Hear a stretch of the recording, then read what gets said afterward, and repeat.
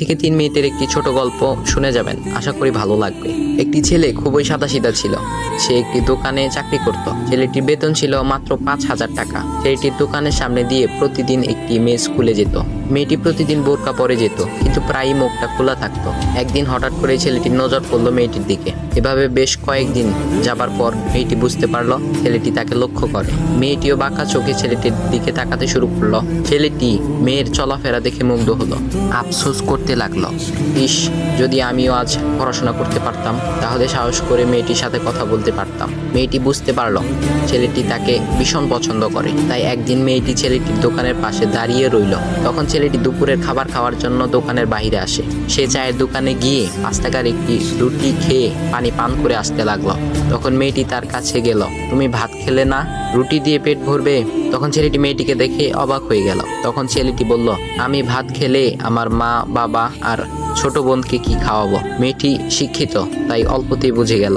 সে হাত ধরে বলতে লাগলো, তাহলে তুমি যে আমাকে পছন্দ করো, আমাকে কি খাওয়াবে? তখন ছেলেটি বলল, আমি তো তোমাকে আপন করে পাওয়ার জন্য দেখি না, কারণ সে যোগ্যতা আমার নেই। তবে এটা সত্যি যে তোমাকে দেখলে আমার খুব ভালো লাগে, তাই দেখি।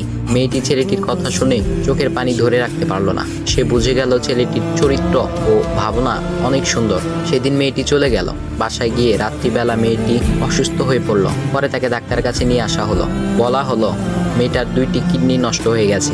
তখন মেয়ের বাবা ফোন করলো তার বন্ধুর ছেলেকে, যার সাথে বিয়ে দেওয়ার জন্য সে পাগল। কিন্তু মেয়েটি তার বাবার পছন্দের ছেলেকে বিয়ে করতে রাজি না, কারণ সে ছেলেটি টাকা থাকলেও কি হবে, তার চরিত্র খারাপ, সে লোভী। এদিকে মেয়েটির কোনো লোভ ছিল না। যাই হোক, হবু জামাই আসার পর তাকে সব খুলে বলল, তোমার থেকে একটি কিডনি খুলে আমার মেয়েকে দাও। তুমি তো বলছো আমার মেয়েকে তুমি অনেক ভালোবাসো, তাকে পেলে তুমি ভালো হয়ে যাবে, তাহলে আজ পরীক্ষা দাও। তখন ছেলেটি বলল, আমি আপনার রোগা মেয়েকে বিয়ে করতে পারবো না, আমার কি সুস্থ মেয়ের অভাব নাকি? এ বলে সে চলে গেল। বাবা তখন কেঁদে কেঁদে মেয়ের কাছে সব খুলে বলল। মেয়েটি বলল, বাবা তুমি কেঁদো না, একটা পথ এখনো আছে। আমাদের সামনে মোড়ে বড় একটা দোকান আছে না, তুমি সেখানে যাও। সেখানে যে তাইয়ুব নামের একটা ছেলে আছে, তাকে নিয়ে আসো, আমার কথা বলো। তখন মেয়েটির বাবা ছেলেটিকে নিয়ে আসলো।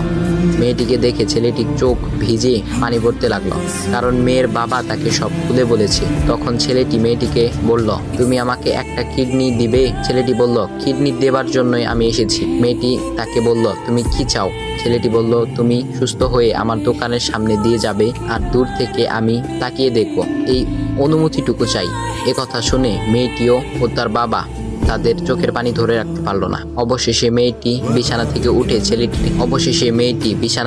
উঠে ছেলেটির 2 পা জড়িয়ে ধরে বলল, এই জীবনে তোমার থেকে আমাকে মৃত্যু ছাড়া আর কেউ আলাদা করতে পারবে না। তারপর মেয়েটি বলল, আমার কোনো কিডনি নষ্ট হয়নি, এসব ছিল আমার সাজানো নাটক। আমি যা ভেবেছিলাম তাই হয়েছে। তোমাকে দেখে বুঝেছিলাম তুমি আমার একমাত্র যোগ্য।